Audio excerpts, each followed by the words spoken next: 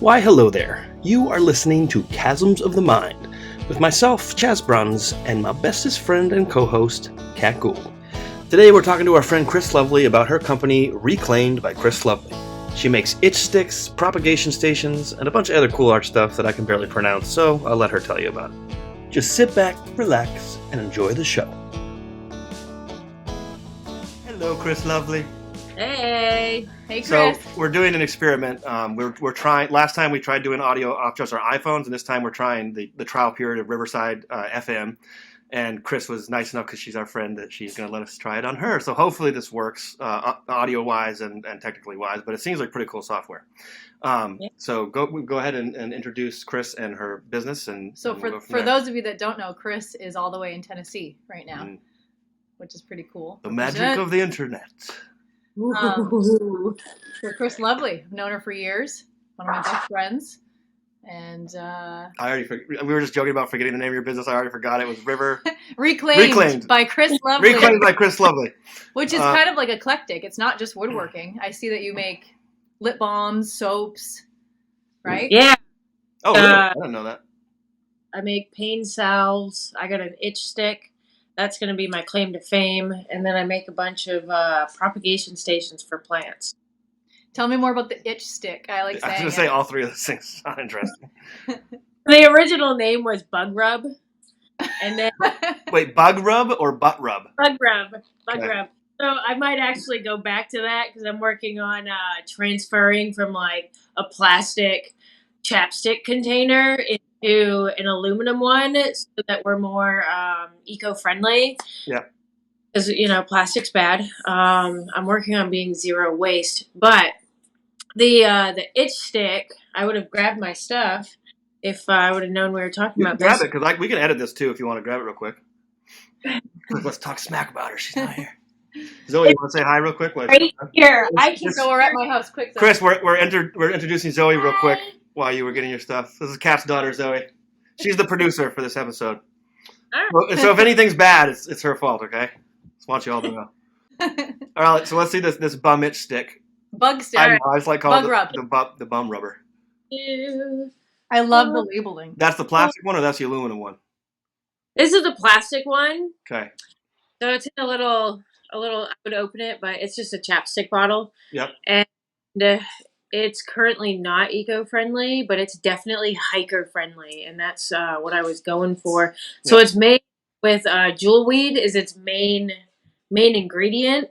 What is jewelweed? I've never heard of that. Yeah. Jewelweed. So jewelweed is the natural antidote to poison ivy. Oh, wow. Oh, okay. Yeah, it literally grows right next to it. Everywhere that I harvest it, there's a ton of poison ivy all over the place, but jewelweed is... You harvest it yourself?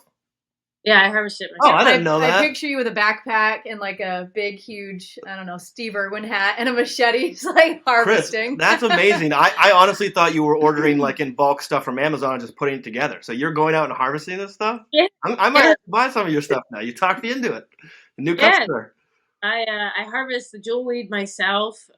There's other stuff that I harvest. Oh, I make like activated charcoal. So I tested out making some deodorant, and I put activated charcoal in it that I made. Yep. And it turns out that when you put activated charcoal in a deodorant, it's kind of like it sucks all the chemicals. Really? Yeah. So like I had a weird smell for like. I don't know. I think I used it for like 3 weeks, and I'm like, you gotta. Why do I smell like? I'm literally detoxing my armpits. So did you stop it or did you change the formula?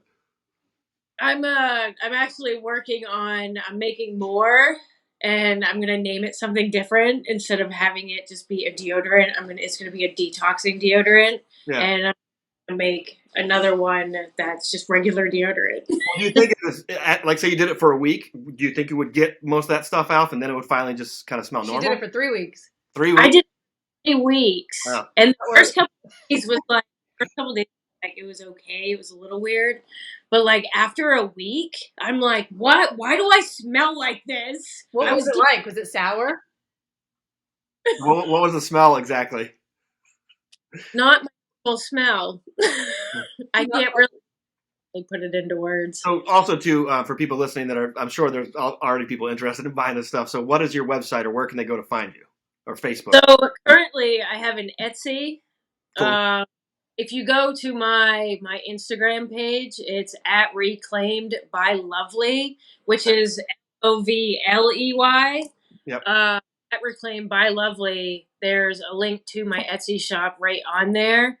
In about a month and a half, I'll have a fully operational website, and I get my business license is in the mail somewhere. I'm waiting for that, so I'm getting insured, tax ID. I'm getting all of it.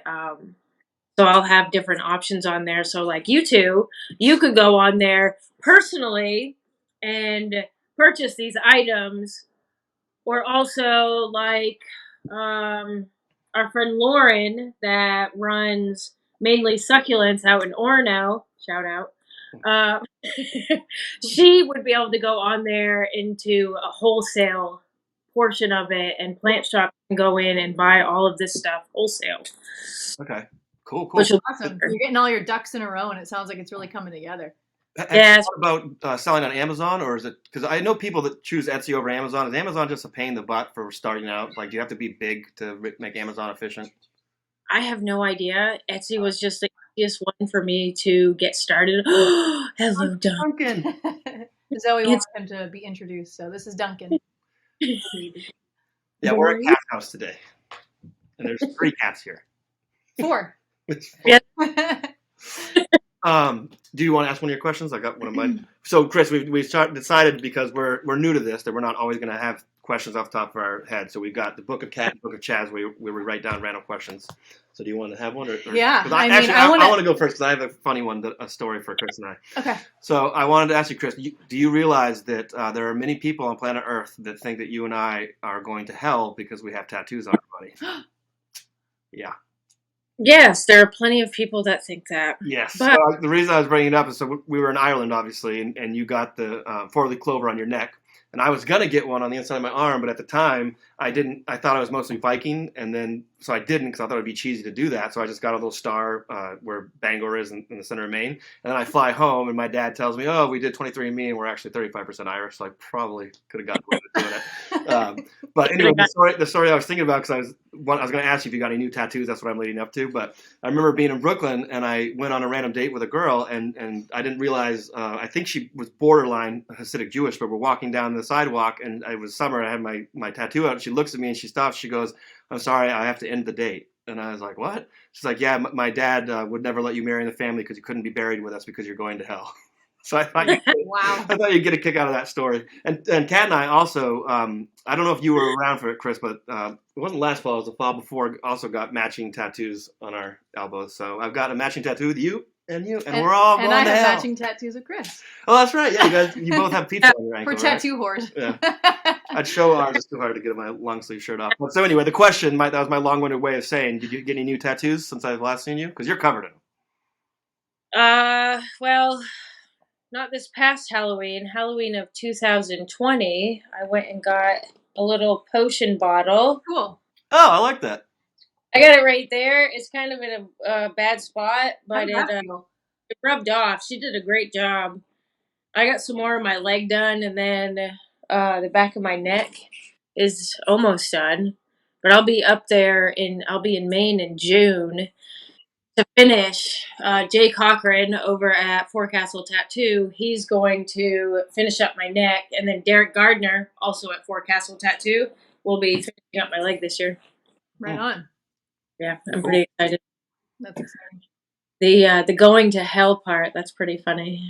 I know, right? I thought of you today because I was thinking about 2 things. I was thinking about that, and then I was also wondering, a bunch of people on TikTok lately have been talking about how tattoos over time are going to dissolve inside you and mess up your liver and kidneys and all this stuff. Have you ever heard anything about that? Because now I'm getting nervous, because I like tattoos and I want to get more, but I'm assuming it's safe. But the skin is the biggest organ on your body, so who knows? I mean, it is.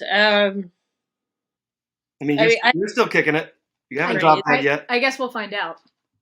Yep, we'll find out. Just ask me when I get older.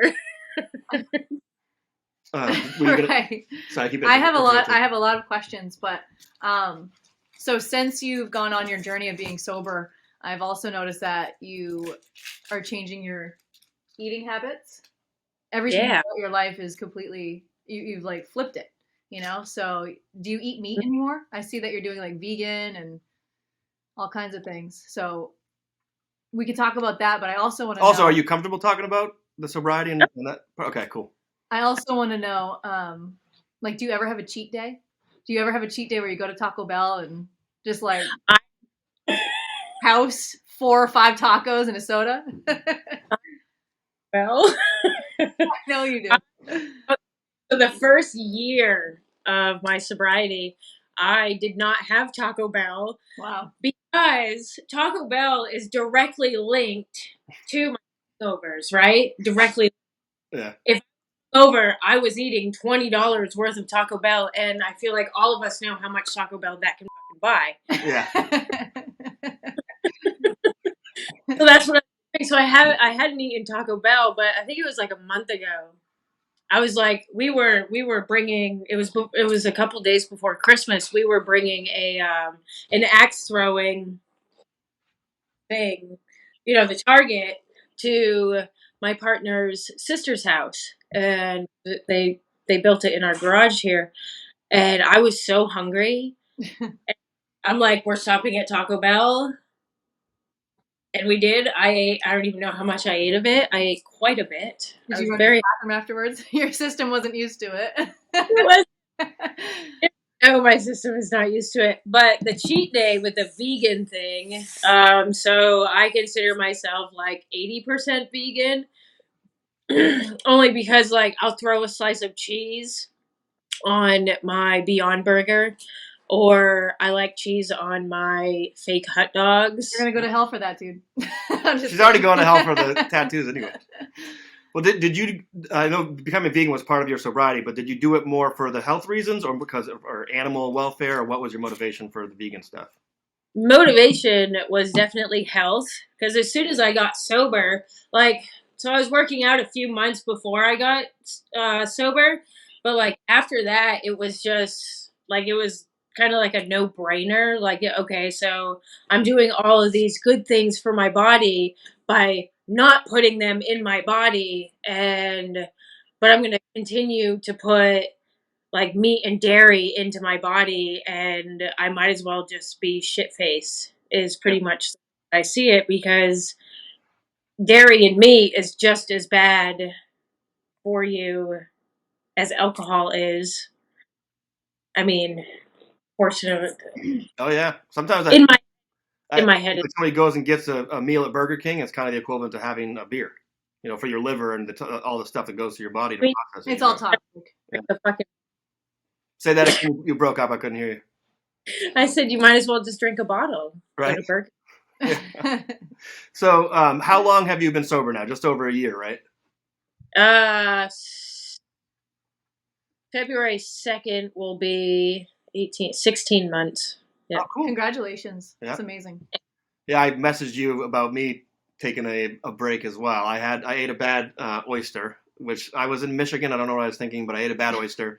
One in Rome. Right. And I got some sort of bacterial infection that spread to my liver. And so when I was really sick for like a month almost, and my liver enzymes came back as like, I think cirrhosis begins at like 90 and my liver enzymes were 85. So in my head, I was kind of like, well, I've been pushed into this by a bacterial infection from an oyster, but also I need to reevaluate my drinking, just because a lot of people, it's whether it's work or kids or something. I'm a single guy. I work for myself, so if somebody wants to go out and drink on Monday, I'm like, sure, I'll meet you, and then all of a sudden every single day can be a Saturday, and so I had to slow my roll. And I texted you, and I was like, are you enjoying? Because you and I are very similar. Like we ran the same crowds. We both, love to party. We're party animals. And I was like, if Kris did it, I can do it. So I texted you and I was like, are you enjoying it? Like, you have any advice? And to my surprise, you're like, yep, I love it. I'm not going back. And it really inspired me. So I think it's been since like Thanksgiving, I think I've only had just a handful of glasses of wine. And honestly, I don't miss it. And when I do have a glass of wine now, it just kind of makes me tired. And I'm like, why am I even doing it? So I'm proud of you. I love you. I think it's awesome. There's not a lot of people that can do it. And it's not even that you ever had a problem. I never looked at you and said, oh, Kris is somebody that shouldn't drink. but you just made a decision you wanted a healthier lifestyle, and look what it's done. You moved to a new state and started a business, and stuff's going. I guess what I'm saying is I've never heard anybody say, "Oh, I regret that I got sober." Everybody say that, and so it seems to be working for you. Oh man, why did I quit drinking? Yeah. Man, I'm such a loser. Yeah, and I'm not sitting here saying I'm a teetotaler. Like I still don't know what my relationship going forward with partying will be, but I'm not getting any younger, and you've inspired me, is what I'm saying. So I'm sure you've inspired a lot of people too. Yeah. It's funny. I've been seeing a lot of people on Facebook, just like they'll just pop up, and it's like, man, a year and a half ago we were fucked up together, like that. But like now they're just like, yeah, I've been sober for 4 months, and da da da da. I'm like, but that's awesome. That's great. So I don't know if it's like me necessarily, like because I post about it on social media and whatnot. But I mean, if it helps, it helps. Yeah. Do you remember the moment when you were like, okay, enough is enough. I need to do something. Yep. I need to do it now. Yeah. I was, let's see. It was a Thursday night. I was saying goodbye because I was moving. I was saying goodbye to one of my oldest best friends. She pieced out and dipped, and because she's not good at saying goodbyes. And my friend Lauren and we ended up out by the river, drunk, and talking, and I was crying. And I was just like, I don't want to do this anymore. I don't want to be like this anymore. Because I was an emotional drunk. So then, obviously, I'm driving home. And on the way home, it was just like, I'm done. This is it. This is the last time that I can do this. Yeah. And get home. Yeah. Be safe and not get in trouble. This is the last time. And the next day, I woke up and I was like, yep, I'm done. And then I lit a cigarette and I was like, I'm done with that too. I'm done. Yeah. Oh, you stopped smoking entirely too? Oh yeah. No kidding. That's awesome. Yeah. What about anything else? Have you cut out like coffee, or like are you completely straight edge? No. I have to ask. I don't know. You idiot. People, if I didn't have coffee. No, I do. I have like a cup of coffee in the morning, and I drink a ton of pre-workout before I go to the gym. But I mean, you're buzzing. Pre-workout. You're buzzing on pre-workout. Caffeine fucks me up. Man. If I have too much caffeine, it's a crazy drug too. Oh, Yeah. You were breaking up. I couldn't hear you. Say that again. When I'm in the shop, I drink soda waters now, like I used to drink beer. So. Yeah. Oh, okay. I wanted to go back to that because we talked about the little, what is it called again? I keep wanting to call it a bum scratcher. The itch stick. The itch stick. But I wanted to hear more about your woodworking too. Will you tell us about that? Okay. Working. So I make propagation stations, and if anyone doesn't know what a propagation station is, I have one in use right here. Ooh. Cool. I like this side better. So you take a clipping. This is a golden pothos. You take a clipping and you just like a vine. It works great with viney plants. You just clip it, and you got a little node right here. Yep. And see all those roots are growing right out of that node. So you literally just stick it in there. The water's low right now, but yeah. How It's long does it stay in there in that size before you have to move it? I mean, some of them. This one's been in here for a few months just because it's cold, and you're not supposed to put anything in dirt when it's cold out. So I'm pretty much, I got about 20 clippings that have root systems like this long. But that's something that I only made once because it's extremely difficult, and I burn out a bunch of bits just trying to make one of them. Where do you find the wood? Do you have a specific spot you go to harvest the wood for those?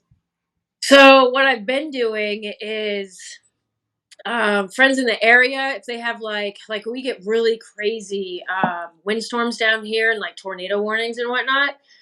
So friends will have branches come down in their yards, and they'll give me a call, and I'll go over and I'll clean up. I bring my chainsaw and all this stuff, and I fill my truck with all the wood that I want. These are literally just branches that fell out of someone's tree, and I clean all of it up. I take what I want and I put the rest of it out by the road, and I text them and I'm like, here's the number to the city, and they'll come pick that up for you. Cool. Yeah, so that's how I harvest that. So it's like it's sustainable, because that's what, like, zero waste is really big for me. Being sustainable is big. Yep. So this is I call this the OG prop. That was It's the first one that I made. It's just cool. Yeah. So And then you mentioned your drill bits burning out. So are you in like a woodworking shop? Like you bought a bunch of tools and stuff? oh yeah. Cool. Yeah. So in the garage, which I can actually tell you the exact square feet that I use for work in my house. I did my taxes yesterday. So in the garage, I have I put partitions up because we have our laundry room is down there, but I put partitions up so that I can open and close depending on if I'm sanding or spraying anything or painting or anything like that. I can open it up or I can keep it closed. But yeah, I put this right in the garage. Cool. What's been your best seller so far? My best seller is this one. Oh, cool. Would that one like mount on the wall? That goes on the wall. Oh yeah. Yeah, these two, the OG prop, they both mount on the wall. This one I call the peaky prop. Yep. Because it peaks. Oh, Duncan's jumping on the laptop here. Come here, Papa. You like the peaky prop. Here, his Uncle Kris. That's right. I might get one of those wall hanging ones. I like that a lot. I'm afraid because Kris, every time I get real plants, they die. But maybe I'll put a fake leaf in it. Just have it look cool.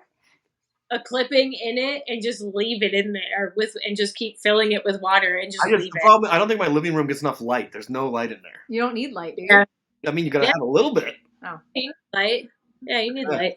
I don't think like regular light. Like I have light bulbs, but I mean like window light. It's not like there's 24-hour light bulbs in there.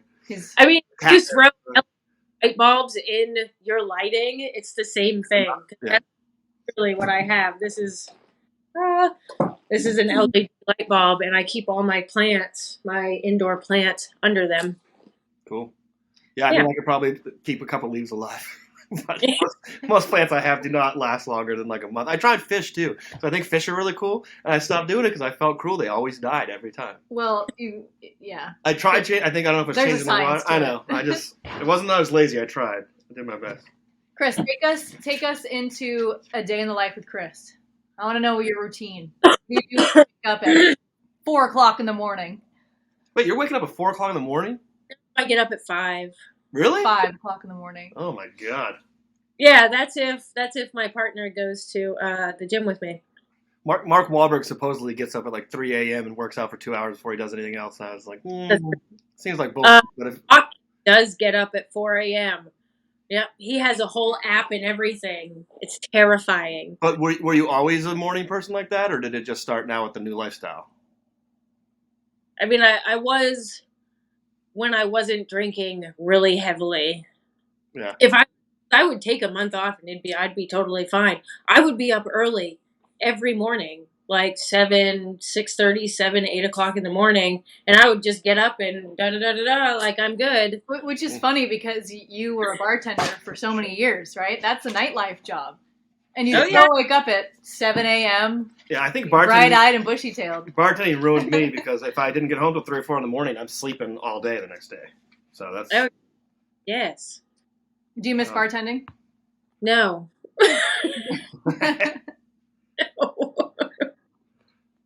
I was going to ask you this because I remember you coaching me. So I kind of briefly mentioned at the beginning of the podcast that we went to Ireland together, and we did Philadelphia. We've done a couple of the dirt cheap travel shows, and you were kind of coaching me on how to do hashtags and keywords on Instagram and stuff.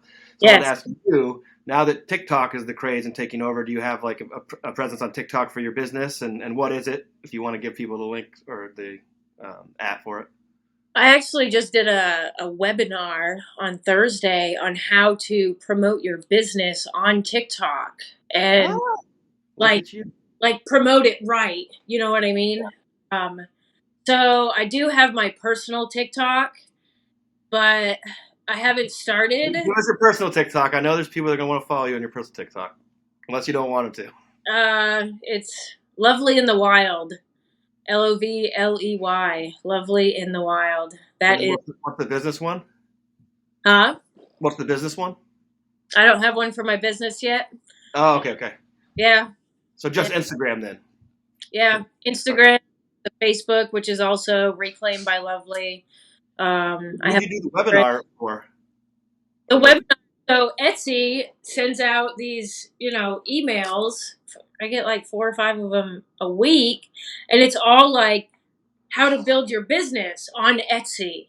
Yeah. But they sent out this webinar about how to build TikTok, how to build your business on TikTok. And it was a 48-minute webinar, and I sat there and I watched it, and I took 4 pages of notes.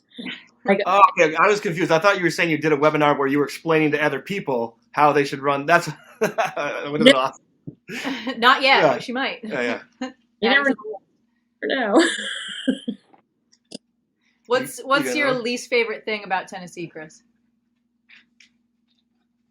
My least favorite thing. If you have one, you don't have to have one. You can love Tennessee. I It'd be amazing. love Tennessee. There is, so where I'm at, I'm in Chattanooga, Tennessee, and there's mountains everywhere. They're Yeah. everywhere. I can leave my house and drive 15 minutes, get to a trailhead that takes me to a 30-foot waterfall. 15-minute drive. That's It's incredible. so beautiful here. There's trailheads everywhere. There's What was the weather like today in January? it was 53 degrees today. Oh, cool. Were you chilly? I It was bought -1 today, Kris, when I woke up. Okay. So. Yeah. So that actually, I was going to ask my question, was kind of piggybacks off hers. What's the thing you miss the most about leaving Maine? My people. Yeah. Yeah. But you Yeah. must be finding new good people down there too, right?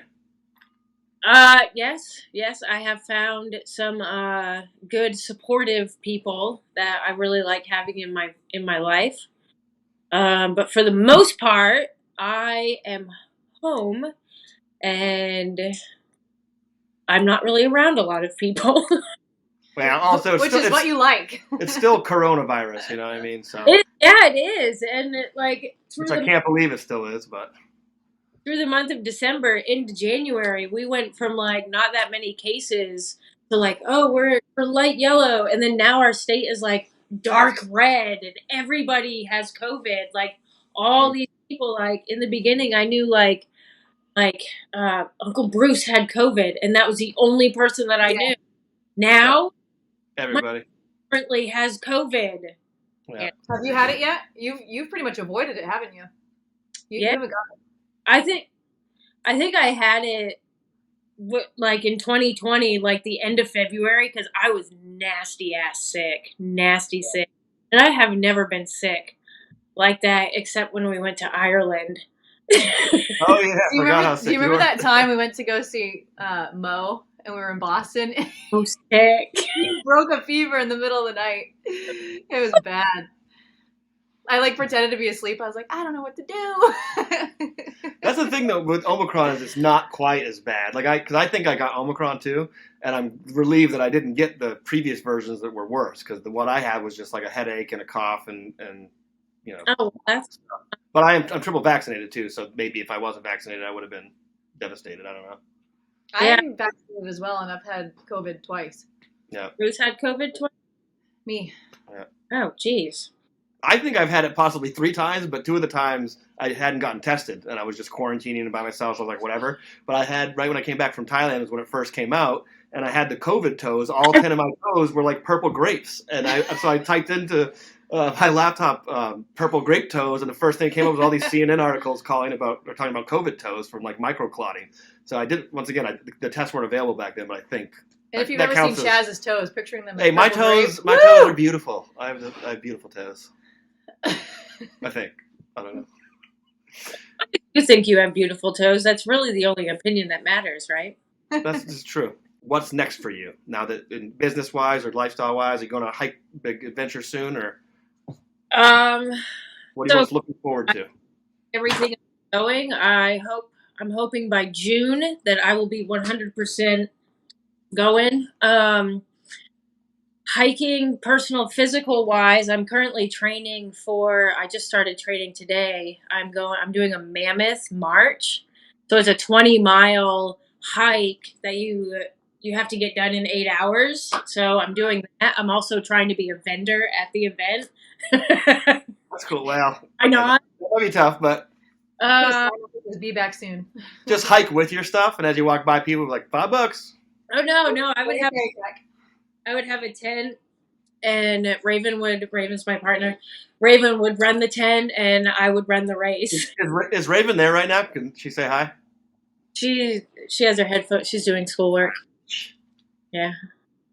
Also signed up for it's called Too Fit to Quit. There's a 5-star nutrition right in Chattanooga. They do Too Fit to Quit challenge. I guess every February. I think it's 4 to 6 weeks long. But I'm doing that too. I'm also 5 weeks into the 75 hard challenge. So like I'm doing a lot of physical things right now. Is Raven into that stuff or no? Oh yeah, she goes and works out with me. So are you guys gonna be one of those families that run a 5K on Christmas morning? It was actually Thanksgiving morning for us. I'm rooting for you, man, but I would not be doing that. So when are we invited to come down to Tennessee? Whenever you want.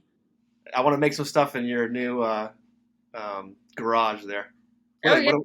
Woodworking palace, you call it.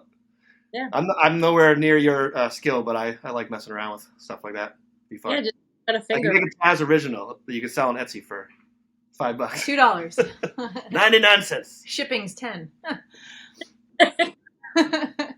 So back on the weightlifting and all that, how much are you lifting now? Well, show us your muscles. I want to see. Let me take a gander. Oh, Look at yeah. them beasts.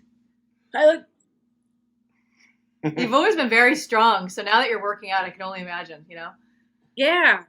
Let's see. You work out every day? Did 400 pounds. Jesus. For 2 on a leg. He's right around 350, 370. Last Sunday. I'm still working on chest press, you know? Benching. I'm working on benching. I can squat well over 100. Yeah. I mean, I'm up there. I've just recently started pushing myself further because I was like, okay, like I build all my own workouts, and I've been doing like a very beginner level. So I'm between TikTok and Instagram and all this stuff that I see online. I'm like, okay, so what's the next step up for me? And the next step up was going from doing back and chest and arm day, shoulder day, leg day to push, pull, legs, upper, lower. So I'm on a 5-day workout routine a week. And then the other 2 days I'm doing solid cardio. Like I'll go and I'm starting to do this next week is on those 2 days off when I'm not in the gym. I'm out in the woods running around a pond. Good for you. On a scale of 1 to 10, how sore are you right now? Are you walking down the stairs backwards? I'm so bad it's gonna hurt when I stand up. Are you taking any vitamins or supplement stuff? I mean, the only thing I take, my pre-workout is actually BCAAs. So it's green tea, caffeine, and then a shit ton of vitamins.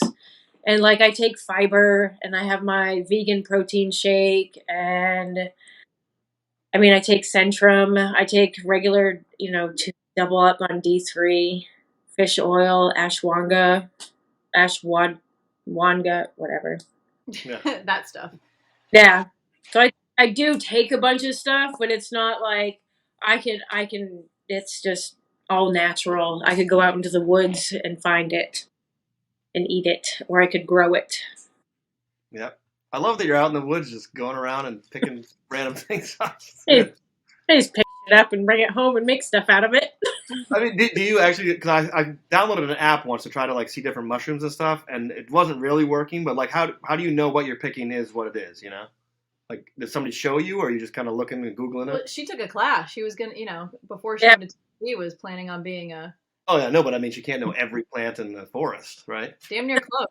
So I'm directly that way is about 10 books about plants. There's herbs, I have a book that's specific for North Georgia, southeastern Tennessee, specific area books. Have you picked stuff where you thought you knew what it was for sure, and you got home and like tasted it and it was off or wrong?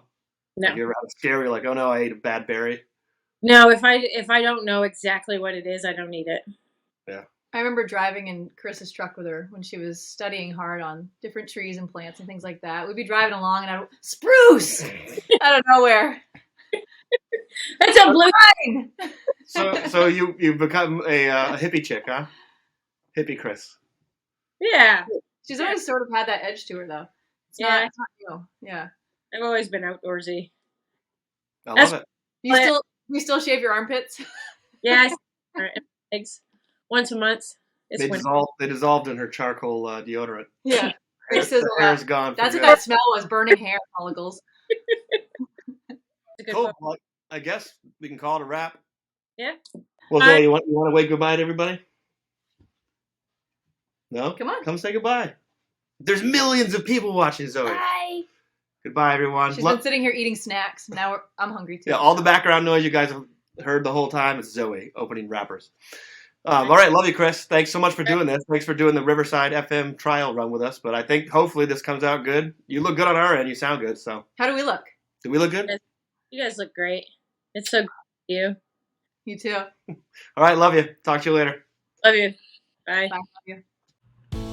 Thanks for listening, guys. Obviously, we had a little bit of technical difficulty with the audio coming in and out there.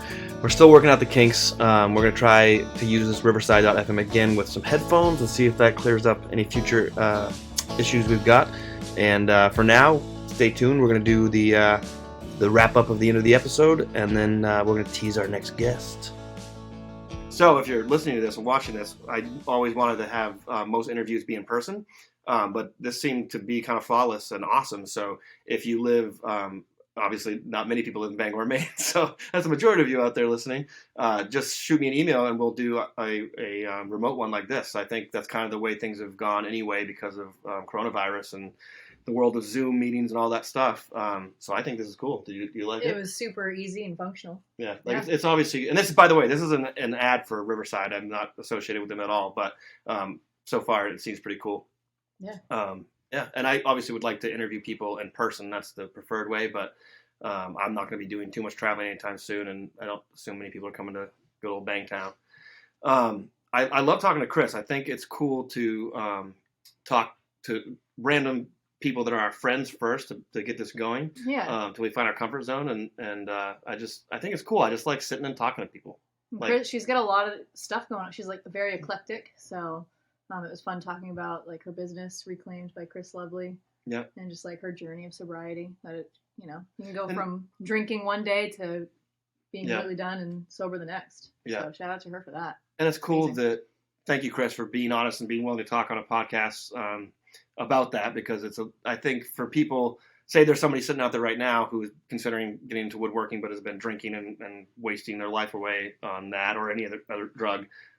It can be beneficial for people to hear you talk about how great you are now, right? But I think sometimes people benefit more from hearing how you got there, and they can relate to that more. Success stories, yeah. Yeah, because I don't need to hear why Beyonce is the best singer. I need to hear how she struggled to get there, and that's how I think people learn and gain from that. So thank you, Kris, for being able to talk about that publicly. No shame to people that don't talk about it publicly. I'm happy for anybody doing it, but it takes a lot of guts to do that. And yeah, I think that's it. I think that's a wrap. Yeah, I think it is. We might have. I'll do a little teaser. I think my friend Orson Horkler, who I used to do carpentry with. He actually was the one that trained me in carpentry.